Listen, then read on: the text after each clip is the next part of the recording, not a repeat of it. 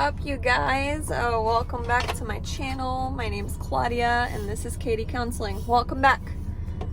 I'm actually making a video before I go into my internship. I actually got here a little early today and I have a few minutes before I have to go in, so let's have a chat, okay?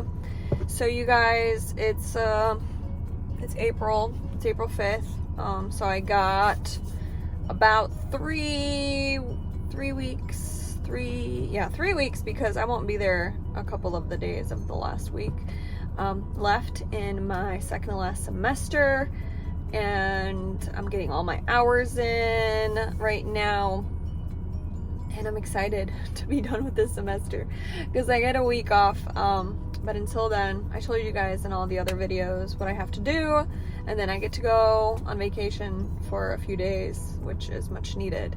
But today I wanted to talk about how this all feels, you know, because I used to have these questions like, how is it gonna feel to like be a therapist? How is it gonna feel like stepping into the position and like transitioning into doing this work, right?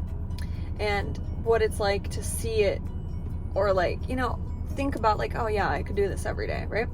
So I don't know, I just kind of want to talk about that today because I know as students, you guys, you know, that's why we go in this, right? At first, you know, let's bring it all out. You kind of want like the title, you kind of want to be licensed, you kind of want to like be in a place in your life where somebody can't really take your job away from you, somebody can't really take your education away from you, right?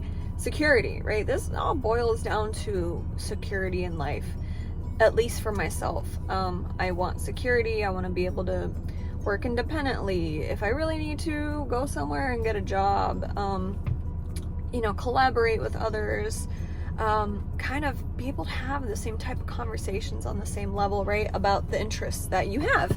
And that's kind of like where I'm at and where my mind space was at, you know. And once like you decide you want to go to graduate school, and this is kind of, you know, even if you're like social work or MFT or even psychology, like there's an end goal. You have to go through these classes and then you have to do your time. You have to do your internship, you have to learn how to do it, you have to shadow, you have to put in the hours, right?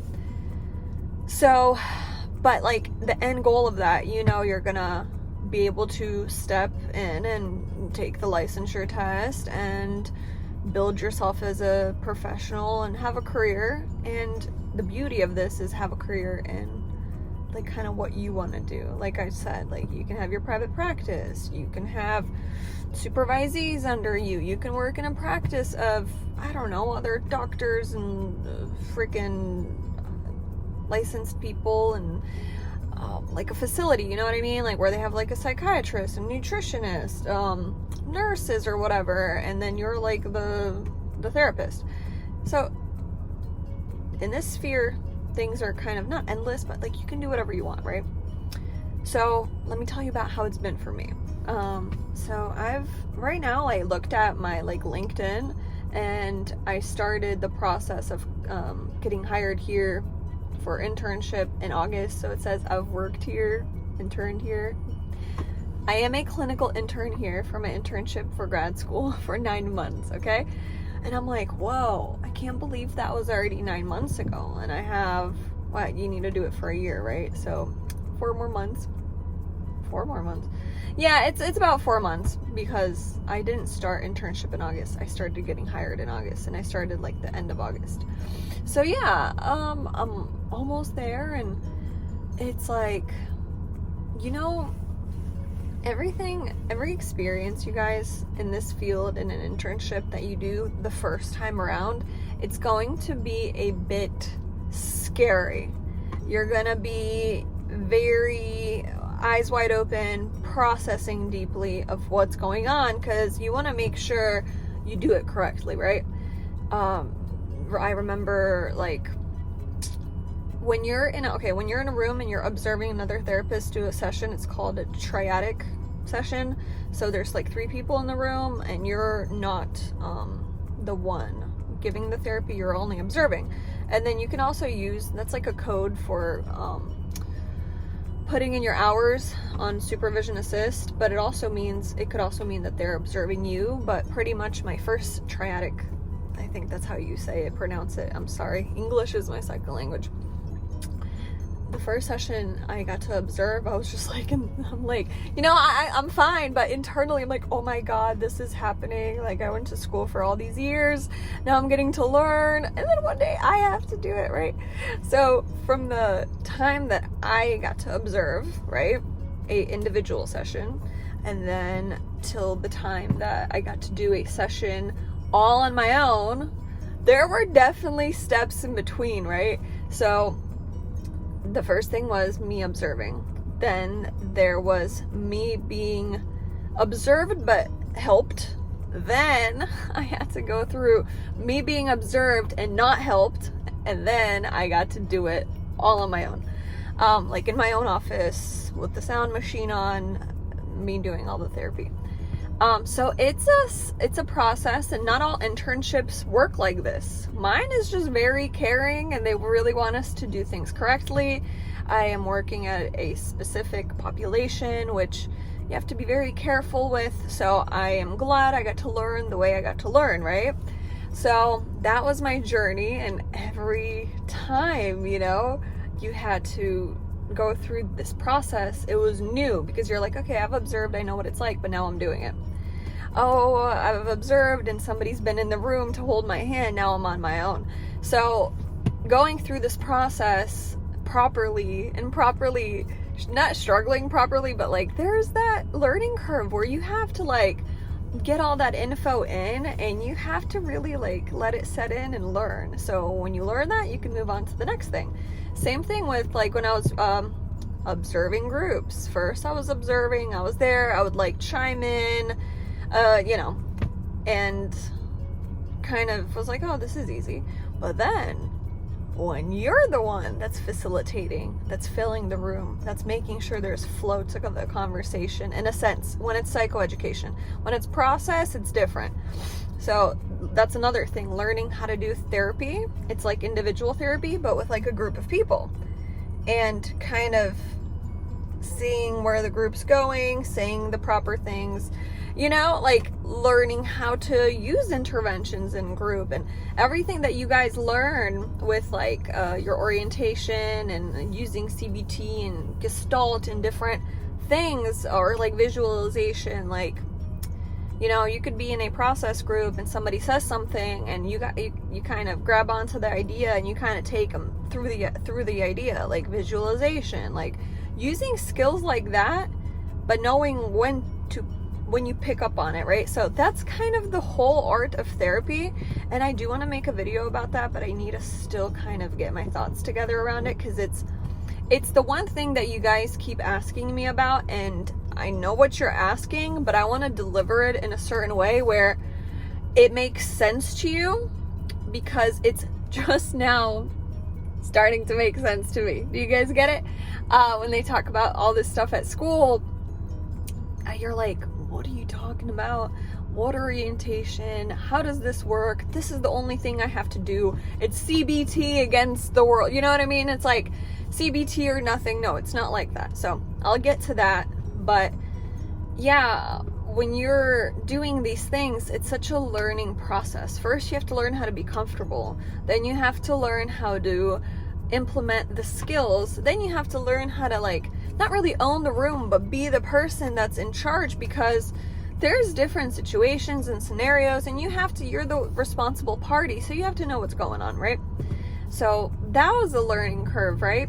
And then on top of all this, you guys, I was always like, oh, I just like when I grew up. Now, when I finish school, I want to be able to be at home and like do my work. I don't, blabbing. My goal with going to graduate school and getting my 4-year degree before that was that I could have freedom and flexibility. And now when I write my notes, when I'm at home and I'm able to log my hours and I'm able to like focus on the things I need to focus on, I'm like sitting at home and like typing and like doing all the clinical stuff. And I'm like, I am living what I wanted from my life, right? And don't get me wrong. I don't dream about working all the time. I really don't. But we all have to do something in life. And even if you have all the money in the world, the one thing I'm learning in this is you have to have purpose.